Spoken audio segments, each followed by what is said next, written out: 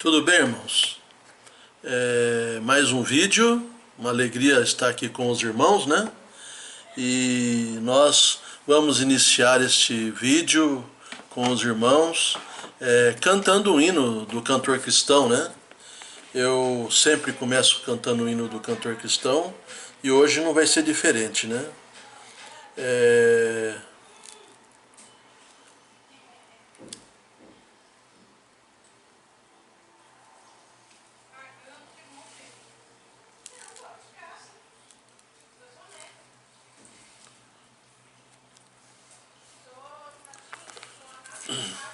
O hino que nós vamos cantar é o 162, Vigiar e Orar. Bem de manhã, embora o céu sereno pareça um dia calmo anunciar, vigia e ora o coração pequeno, um temporal pode abrigar. Bem de manhã e sem cessar, vigiar sem orar. Ao meio-dia e quando os sons da terra abafam mais de Deus a voz de amor, recorre à oração, evita a guerra e goza a paz com o Senhor. Bem de manhã e sem cessar, vigiar sem orar. Do dia ao fim, após os teus lidares, relembra as bênçãos do celeste amor e conta a Deus prazeres e pesares, deixando em suas mãos a dor. Bem de manhã e sem cessar, vigiar sem orar. E sem cessar, vigia a cada instante, que o inimigo ataca sem parar. Só com Jesus em comunhão constante é que o fiel vai triunfar. Bem de manhã e sem cessar, vigiar sem orar.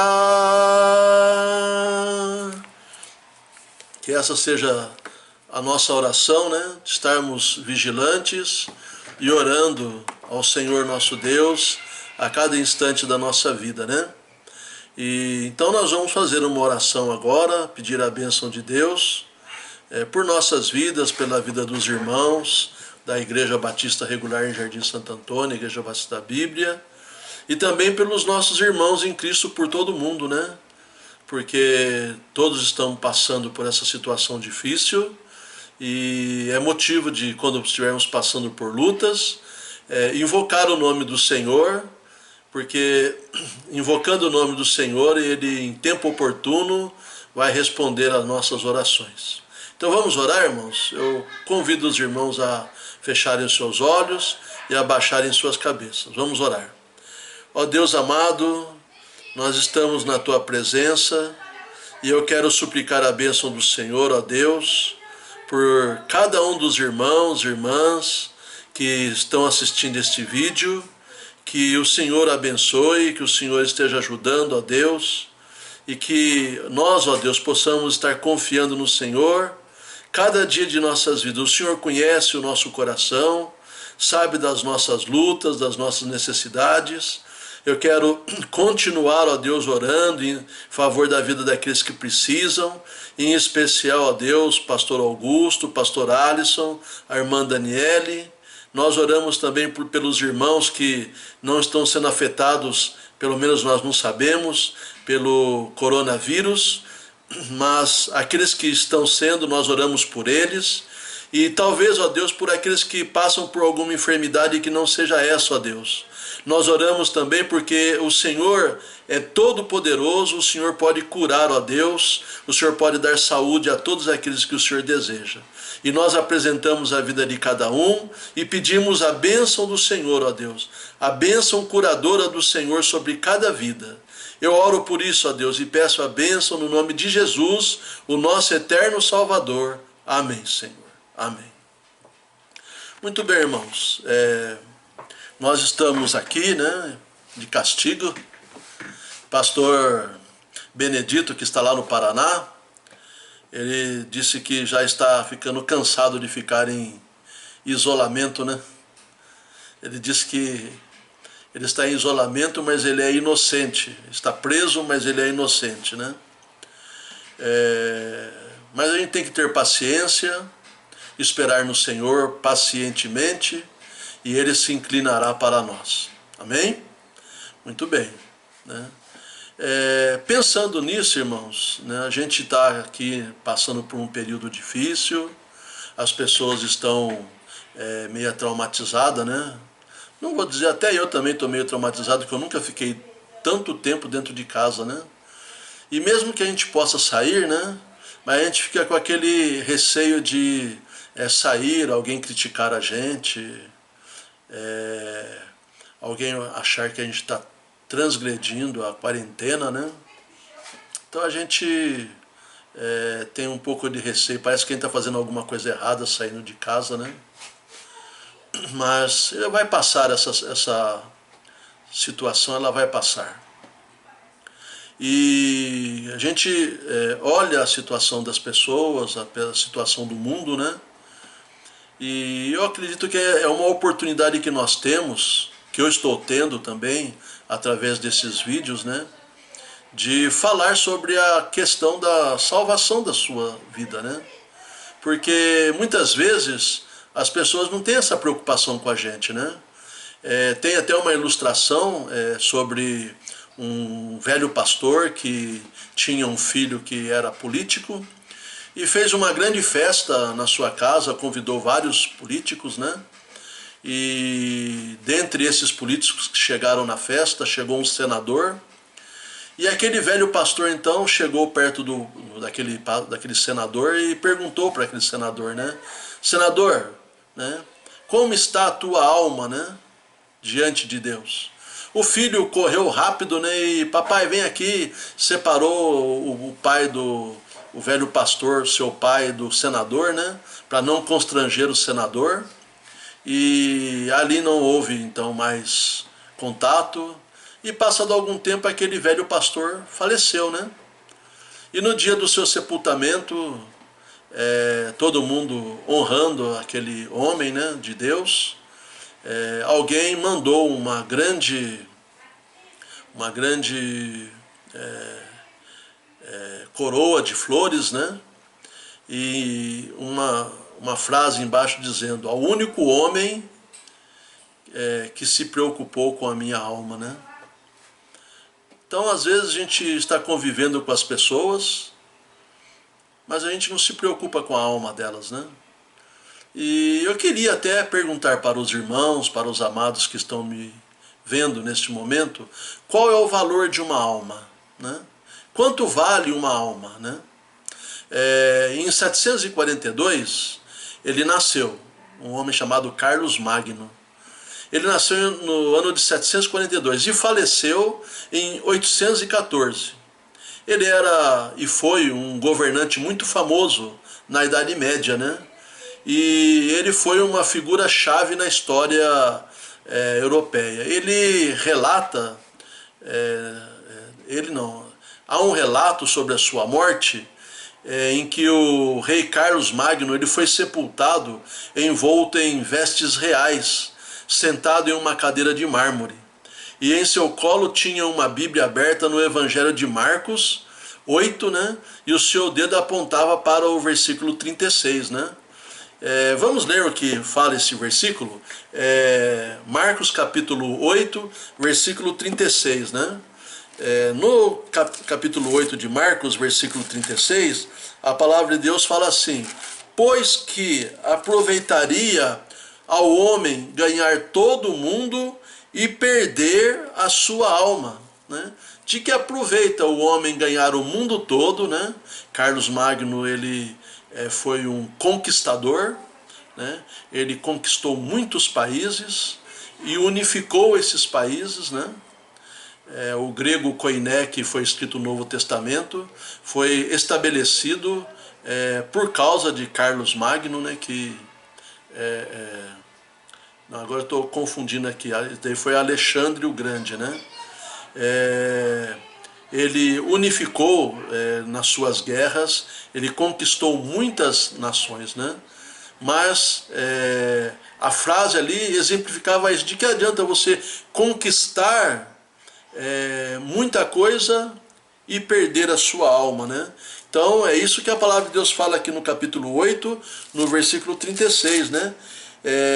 Pois que aproveitaria o homem ganhar todo o mundo e perder a sua alma, né? De que adianta o homem então conquistar, ou você conquistar, ou eu conquistar muitas coisas, e quando morrer iremos para a condenação eterna, longe de Deus, esquecido de Deus, né?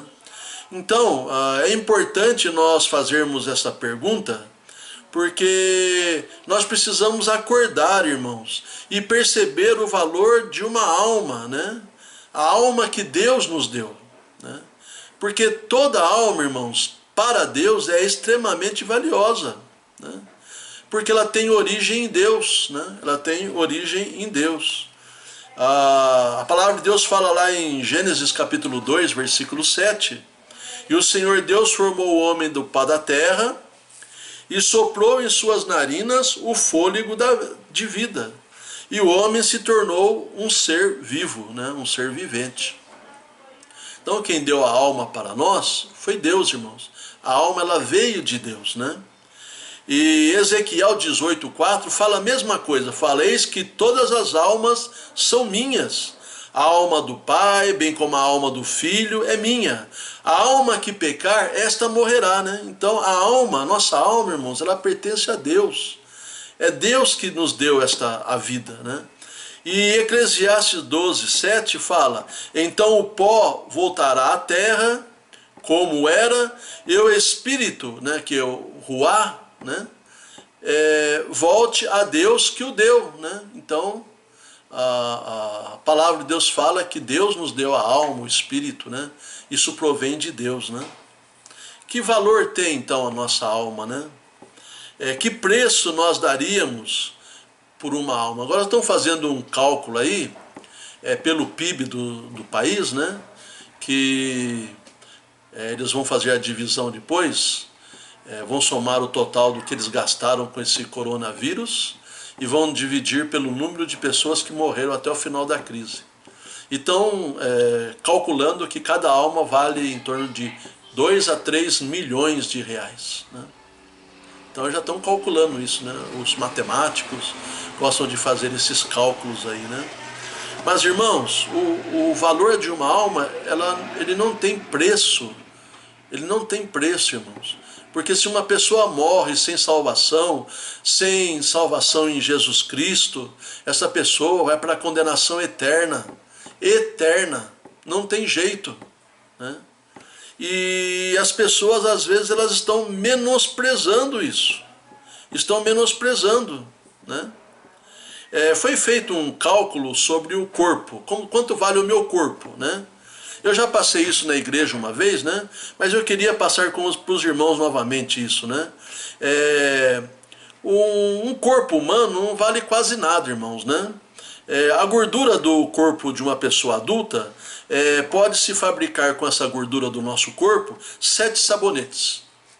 7 sabonetes aí que você compra no supermercado, né? Nosso organismo tem açúcar suficiente para adoçar uma xícara de café, somente uma xícara de café, né? Mesmo eu que sou bem formiguinha, né? Não fujo dessa quantidade de açúcar no nosso corpo, né? O ferro que nós temos no nosso organismo dá para fabricar um prego de tamanho médio, 18 por 27, né? O fósforo existente no nosso organismo daria para 1.200 palitos de fósforos. Os cabelos dariam para confeccionar 5 pincéis para pintura. Os ossos, depois de triturado, dariam para fazer 4 quilos de adubo orgânico. E as unhas, devidamente derretidas, dariam para fabricar um frasco pequeno de cola. Além de outras matérias sem importância, mais de 40% do corpo humano é água. Se tudo isso fosse vendido como matéria-prima, daria em torno de R$100 mais ou menos, todos os componentes do nosso corpo, né? Então veja que o nosso corpo não vale grande coisa. R$100, mais ou menos, né? O que a gente pode comprar com R$100? Quase nada, né? Então o nosso corpo já não vale muita coisa. Mas e a nossa alma, irmãos? Quanto vale a nossa alma? Porque todo ser humano possui uma alma. Ninguém quer perdê-la. Por isso deveria ser normal a preocupação de cada um de nós com a nossa alma. Com a nossa alma. O único que pode nos dar informações seguras a respeito da nossa alma é Deus, irmãos. E Deus, ele fala a respeito da nossa alma através da sua palavra bendita, né? Ele fala lá em Mateus 16, 26, que aproveita o homem ganhar o mundo inteiro e perder a sua alma. Ou o que dará o homem em troca de sua alma? O que dará o homem em troca de sua alma? O que você dará em troca da sua alma? O Senhor Jesus Cristo, ele considera a nossa alma, irmãos, como um tesouro imenso e extraordinário. Ele se humilhou, morreu e ressuscitou, com o objetivo de salvar a nossa alma. O preço da alma, portanto, é o sangue de nosso Senhor Jesus Cristo derramado na cruz do Calvário. Lá no capítulo 1 de 1 Pedro, versículo 18 e 19, a palavra de Deus fala que não foi mediante coisas corruptíveis, como ouro ou prata, que nós somos resgatados do nosso fútil procedimento, mas pelo precioso sangue, como de cordeiro sem mácula, o sangue de nosso Senhor e Salvador Jesus Cristo. Foi com o sangue que ele derramou na cruz do Calvário que ele nos resgatou dos nossos pecados. Ele, através do seu sangue poderoso, ele perdoou todos os nossos pecados confessados. Então, irmãos, nós temos que ter a mesma consideração que o Senhor Jesus Cristo tem conosco, né? Nós damos o devido valor à nossa alma? Sabe, irmãos, a Bíblia fala que Judas vendeu a sua alma por uma porção de dinheiro. Esaú trocou a sua alma por um prato de comida. O jovem rico considerou os seus bens mais valiosos do que a sua alma. Jesus, irmãos, ele chorou sobre Jerusalém porque os seus habitantes não se preocupavam com a sua alma. Milhares de pessoas trocam a sua alma pelas drogas, pelo alcoolismo, pela luxúria, pela prostituição, pela ganância, ou por qualquer outra coisa que satisfaz o corpo, porém mata a alma. O cristão, irmãos, ele é responsável pela sua alma. Para não perdê-la, ele deve estudar a palavra de Deus, ele deve confiar no Senhor, ele deve viver a fé genuína em Cristo. Confiar em Cristo, como no último vídeo eu coloquei para os irmãos. Deixar ele ser o Senhor da nossa vida. Tem muita gente que só tem Jesus na teoria na sua vida. Tiago fala sobre isso. De que adianta você falar que você tem fé, mas você não tem obras? E as obras que nós estamos falando aqui são as obras espirituais. Uma vida de separação, uma vida de comunhão com Deus, uma vida de meditação na palavra de Deus, irmãos. Nós precisamos entender que a nossa alma é o nosso bem mais precioso e que Jesus dá valor por ela porque Ele morreu por nós, por causa da nossa alma, para nós não irmos para a condenação eterna. Jesus morreu por nós. Ele dá valor para nós. Nós é que às vezes, por causa de alguma migalha, nós trocamos a nossa alma por migalhas oferecidas. E olha, irmãos, nós temos alguém que ama-nos, o Senhor Jesus, mas nós temos um grande inimigo. Nós temos o diabo, que é o maior inimigo das nossas almas. Enquanto Deus, irmãos, Ele quer nos conduzir para o céu, o diabo, irmãos, ele quer destruir a nossa vida. O diabo veio para roubar, matar e destruir as nossas vidas. Lá em 1 Pedro, Pedro alertando, ele diz no capítulo 5, versículo 8: sede sóbrios e vigilantes. O diabo, vosso adversário, anda em derredor como leão que ruge, procurando alguém para devorar. Resistir firme na fé. Nós temos que ter muito cuidado, irmãos, porque o diabo quer destruir a nossa vida. E nós precisamos fazer exatamente aquilo que Deus recomenda para nós. Lá em Apocalipse capítulo 3, versículo 11, o Senhor Deus fala: eis que eu venho sem demora, conserva o que tens, para que ninguém tome a tua coroa. O que a Bíblia diz a respeito dessas coisas, irmãos? Qual o valor que realmente coloca a alma humana? A sociedade materialista tenta colocar um valor em tudo. Alega, tudo tem seu preço. O mundo está constantemente avaliando o valor de suas ações. Títulos, apólices de seguro, planos de previdência, salário mínimo. Na sociedade moderna, essa fixação de valor tem dominado o pensamento de alguns que dizem ser cristãos. Eles sentem que devem colocar algum tipo de valor material sobre a vida humana ou sobre a alma humana. Algumas frases populares da era moderna são: eu valho isso, ou você vale a pena. Vaidades utilizadas por pessoas vaidosas na tentativa de conseguir alguma coisa, vender algo ou apenas sentir-se bem consigo mesmo.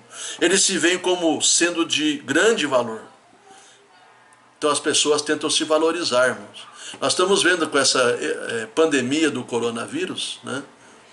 Essa grande luta entre vamos ficar isolados e a economia vai cair, vai haver um grande desemprego, vamos trabalhar e vamos ser contaminados pelo vírus, né? Só que eles falam, a gente não escuta direito, né? Eles falam que quando 70% das pessoas forem contaminadas pelo vírus, a pandemia acaba. Isso é, o que eles estão fazendo com o isolamento social é só prorrogando algo que vai acontecer. Eu e você, nós vamos ser contaminados por esse vírus, corona. Só que o que eles estão querendo é adiar por causa dos hospitais. Que os hospitais não têm estrutura para atender todo mundo ao mesmo tempo. Mas todos nós vamos ser contaminados pelo vírus. E muitos que têm enfermidades, algumas dessas enfermidades, eu também tenho uma, que é a diabetes, né? Pode causar o óbito daquele que adquirir o vírus. Mas Deus tem controle de tudo, irmãos, né? Se eu morrer, para onde vai a minha alma? Vai para o céu, porque eu confiei em Jesus Cristo como meu Salvador? Ou eu vou ser condenado e vou para o inferno? Para onde vai a minha alma? O Senhor Jesus me ama, e Ele morreu por mim naquela cruz, derramou o seu sangue, venceu a morte e ressuscitou ao terceiro dia por mim e por você, porque Ele ama você, Ele dá valor para você. Então, irmãos, nós precisamos entender que Deus, Ele dá muito valor para a minha alma.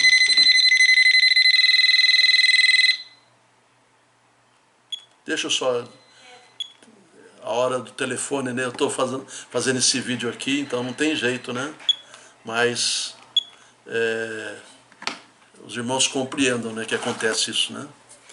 Então, irmãos, o Senhor Deus dá muito valor para a nossa alma. Muito valor para a nossa alma. Nós precisamos também dar valor para a nossa alma, né? Abraão, falando de sua vida geral, né? Ele diz que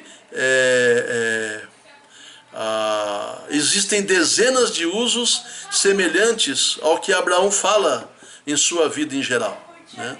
Outro uso da alma, que lá em Gênesis 12, 13 ele fala: diga-me, peço-te, que és minha irmã. Ele estava falando aqui para Sara, né? Que pode ser bem comigo por tua causa e que minha alma viva por causa de ti, né? Quando ele fez aquele pedido para que a sua esposa falasse que não era esposa, mas irmã, para que ninguém matasse ele, para que a alma dele pudesse viver, né? Nós temos aqui dezenas de usos semelhantes no Antigo Testamento para falar que a nossa alma é a essência, é a substância de um homem, né? De uma mulher, né? Lá no Salmo 16, versículo 10, nós encontramos a palavra de Deus dizendo: porque tu não deixarás a minha alma no inferno, nem permitirás que o teu santo veja a corrupção. E esta referência é uma referência profética a respeito da alma de Cristo, né? Fala dos escrúpulos do homem, a essência dele, seja no corpo ou não, o que existe faz dele distinto de outro homem. O Novo Testamento, na maior parte, enfatiza este aspecto. A alma de 1/3 da tricotomia do homem. Tem gente que é tricotomista, tem gente que é dicotomista, né? Eu sou tricotomista, porque a palavra de Deus, ela fala, né, que nós somos corpo, alma e espírito, né? O apóstolo Paulo, falando com os Tessalonicenses, lá na sua primeira epístola, né?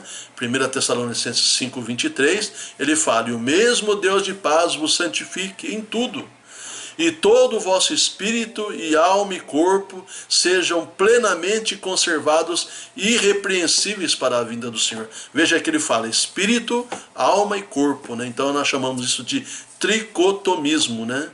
E a palavra de Deus fala que a nossa alma é parte, 1/3 da nossa existência, da nossa natureza, né? A nossa alma é 1/3, né? Qual o valor da nossa alma, da nossa vida, né? Irmãos, Deus nos formou do pó da terra. Lá em Gênesis 2:7 a palavra de Deus fala isso. E Ele nos formou do pó da terra e nos deu uma alma, né? Nos deu uma alma para nós vivermos. Lá diz que Ele soprou em nós o fôlego da vida, e o homem foi feito alma vivente, né? Então, se nós somos uma alma vivente, irmãos, nós não vamos mais ser exterminados, porque a nossa alma é eterna. Agora eu pergunto para os amados irmãos, meus ouvintes, qual o destino da tua alma quando você partir desta vida, né? Para onde você vai se você morrer nesse instante? Para onde você vai? O que vai determinar isso é a decisão que você tomará enquanto você está aqui. O Senhor Jesus Cristo, Ele veio para buscar e salvar os perdidos. Eu e você.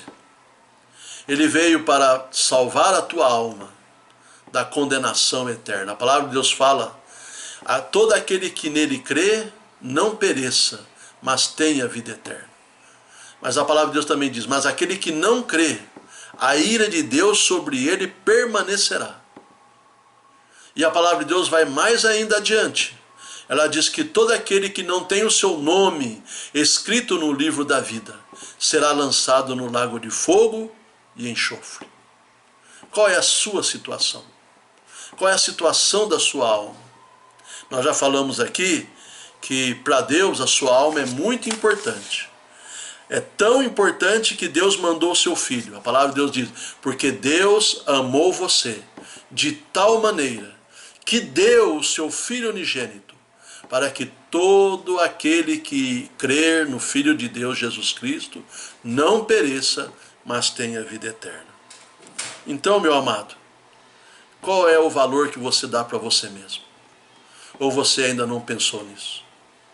Hoje, o desafio é que você possa entender a sua situação, porque a palavra de Deus diz, pois todos pecaram e destituídos, separados estão da glória de Deus. E a palavra de Deus também diz que o salário do pecado é a morte. E por você ser pecador, você vai ser lançado no lago de fogo e enxofre. Mas Deus também diz que Ele mandou o seu Filho, sendo nós ainda pecadores, para nos salvar. Todos os que crerem, que confiarem, estes serão perdoados dos seus pecados e receberão a vida eterna. Serão salvos, terão a sua alma redimida. Qual é a sua posição? Eu gostaria que você pensasse sobre isso neste momento. Se você morrer agora, para onde você vai? Você vai para junto de nosso Senhor Jesus Cristo? Ou você vai para a condenação eterna? O meu apelo ao seu coração é que você se arrependa dos seus pecados e confie em Jesus como Salvador da sua vida. Nós estamos num período de pandemia. A praga está assolando o nosso mundo. Ela pega ricos e pobres, cultos e iletrados, pastores e crentes, incrédulos de todos os tipos. Ela pega. De repente, aquele que vos fala neste momento, daqui a algum tempo pode ter perecido. Mas eu digo uma coisa para você. Eu sei para onde eu vou. Porque eu confiei em meu Salvador, o Senhor Jesus Cristo. Eu entreguei a minha vida nas mãos dele e pedi que ele perdoasse os meus pecados e me salvasse. E eu faço esse desafio para você. Confie em Jesus. Peça que ele perdoe os seus pecados e te salve. Porque só ele pode fazer isso. Não tem mais ninguém. O nosso Deus é poderoso para perdoar os nossos pecados e salvar a nossa alma.